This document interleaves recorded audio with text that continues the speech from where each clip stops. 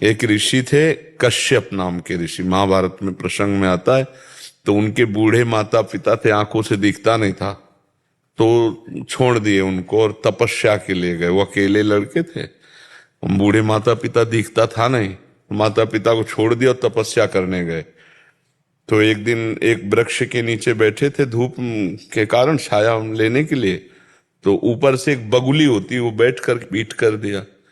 तो उनको बहुत गुस्सा आया, ऐसे देखा तो बगुली जल के राख हो गई। उनको लगा कि हमारी तपस्या सिद्ध हो गई, हम बहुत। तो एक घर में गए तो नववधू निकली, कहा महात्मा जी रुकिए, अभी लाती हूँ भिक्षा।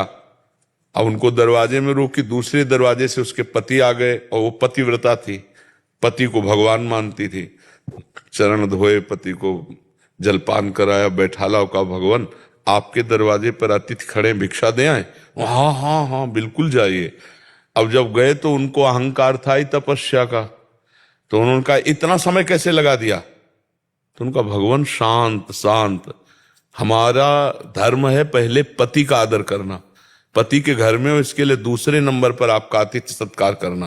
तो उनका तुमने ऐसा वैसा महात्मा जान लिया क्या? तो उनका नहीं नहीं मुझे पता है, तुम उस वृक्ष की बगुली मत समझो कि तुम देखोगे भस्म हो जाओगे।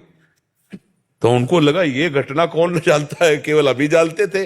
तो बोले आपको कैसे पता है? बोले मैं त्रिकालज्ञ हूं, अपने पति को भगवान मानती हूं और उनकी आराधना के प्रभाव से मैं पतिव्रता हूं।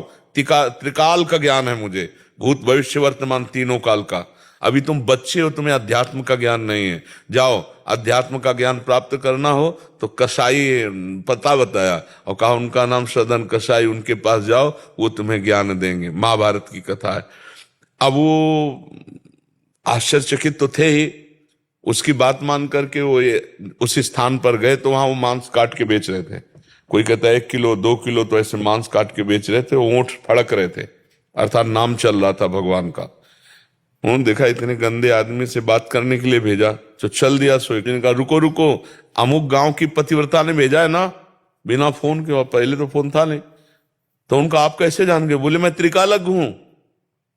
बोले सब त्रिकालज्ञ मिल रहे हैं, हम ही को केवल ज्ञान नहीं है। बोले आपको तीनों काल का ज्ञान कैसे हुआ? बोले रुको, हम मांस सब जितना बेच लेते फिर आप चलते। तो मांस बेचा और गए। घर में बूढ़े माता पिता सिंहासन पर बैठे थे, उनको जाके साष्टांग प्रणाम किया और कहा मेरे कुल का धर्म है, इसलिए मैं मांस बेचता हूं, खाता नहीं हूं।